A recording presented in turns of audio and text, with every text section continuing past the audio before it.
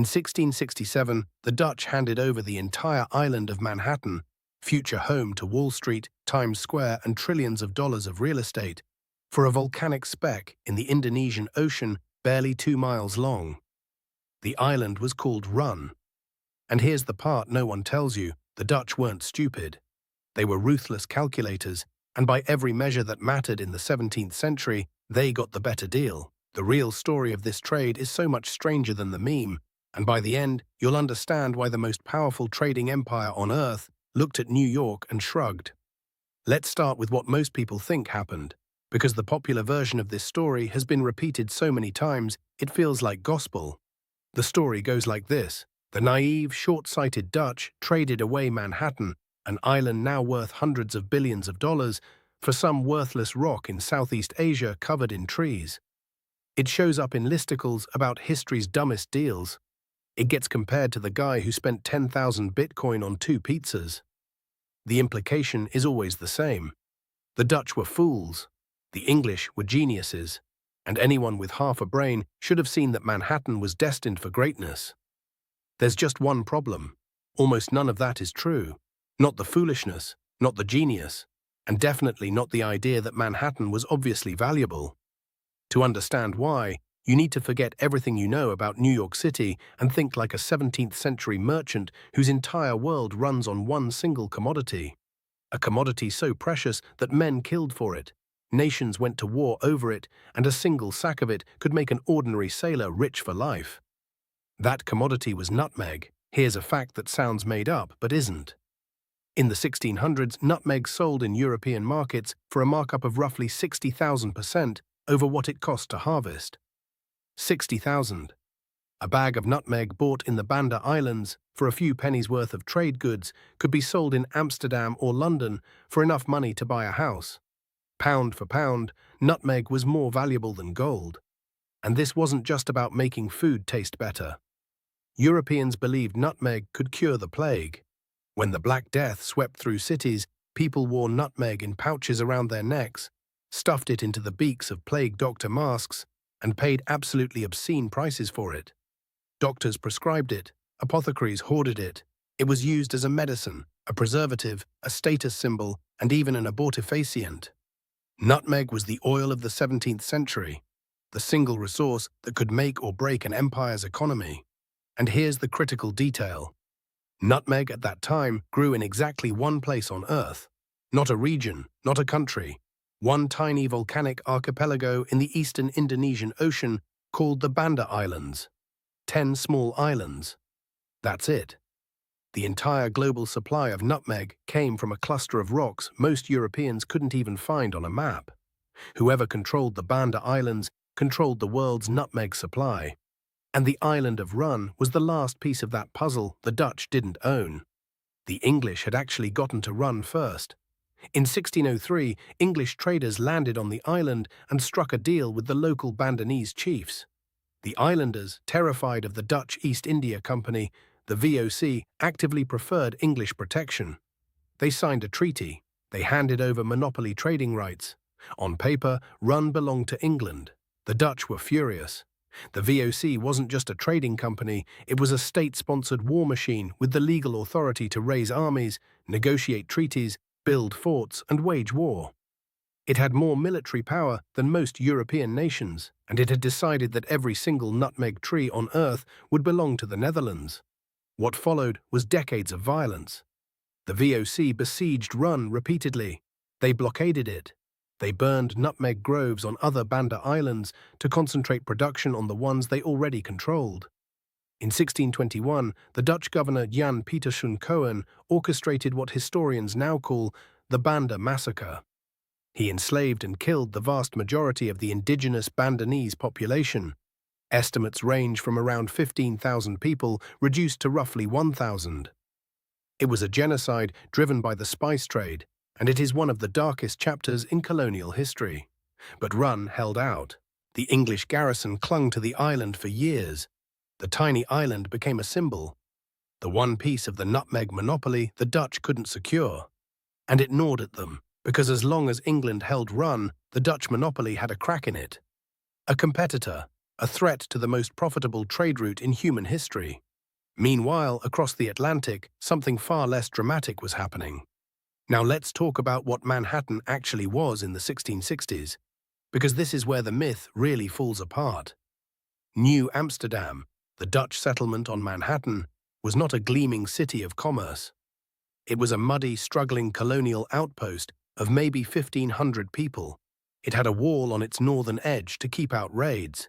That wall eventually gave its name to Wall Street, but the settlement itself was chaotic, underfunded, and poorly defended.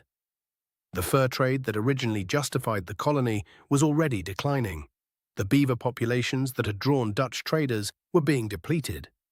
The settlement's governor, Peter Stuyvesant, was so unpopular and so under-resourced that when an English fleet showed up in the harbour in 1664, the colonists essentially refused to fight. Stuyvesant wanted to resist. His own people told him no. The English took Manhattan without firing a single shot. Think about that. The Dutch colonists living on Manhattan didn't even think it was worth defending. That's how little the island mattered to the people actually standing on it. Compare that to Run. Tiny, remote, difficult to reach, but producing a crop that generated returns that would make a modern venture capitalist weep with envy. The math was simple. Manhattan produced declining fur revenue and cost money to maintain. Run produced nutmeg, the most expensive agricultural product on the planet. So when Dutch and English diplomats sat down in 1667 to negotiate the Treaty of Breda and end the Second Anglo-Dutch War, the trade made perfect sense to both sides. England would keep New Amsterdam, which it had already seized and renamed New York after the Duke of York. The Netherlands would keep Run and secure total control of the Banda Islands, and with it, the global nutmeg monopoly. Both sides walked away thinking they'd won. And honestly, both sides were right, at least in the short term. The English got a strategic Atlantic port that connected their northern and southern American colonies. The Dutch completed a spice monopoly that would pour money into Amsterdam for generations. But here's what most people get wrong when they tell this story. They frame it as a simple swap. Manhattan for Run, straight trade, done. The reality is messier. The Treaty of Breda settled multiple conflicts across multiple continents. It also involved sugar colonies in Suriname, trading posts in West Africa, and various other territorial adjustments. Run and Manhattan were two pieces in a much larger geopolitical chess game. Reducing it to a one-for-one trade makes for a great headline, but it flattens a complex negotiation into a punchline. That said, the nutmeg for Manhattan element was real, and the Dutch prioritization of Run over New Amsterdam was absolutely genuine. They wanted nutmeg more than they wanted New York, and for decades afterward, that decision paid off spectacularly. So who really got the better deal? This is where the story gets genuinely interesting, because the answer changes depending on when you ask the question. In 1667, the Dutch won. No contest. The nutmeg monopoly generated staggering wealth. The VOC became the most valuable corporation in recorded history. Adjusted for inflation, its peak valuation has been estimated at roughly $8 trillion. That dwarfs anything in the modern world. Apple, Amazon, Saudi Aramco, none of them come close. And the Banda Islands, including Run, were at the heart of that empire. By 1700, the Dutch were still winning. Amsterdam was the financial capital of the world. The nutmeg money-funded banks, stock exchanges, art, the entire Dutch Golden Age was built substantially on spice profits. But then the world shifted. Other colonial powers found ways to smuggle nutmeg seedlings out of the Banda Islands. The French successfully transplanted nutmeg trees to Mauritius. The British grew them in Grenada, Penang, and Singapore. By the early 1800s, the monopoly was broken. Nutmeg prices collapsed. The commodity that had been worth more than gold became just another spice on the shelf. And Manhattan? Manhattan kept growing.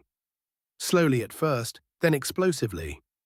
The Erie Canal connected it to the interior of a continent.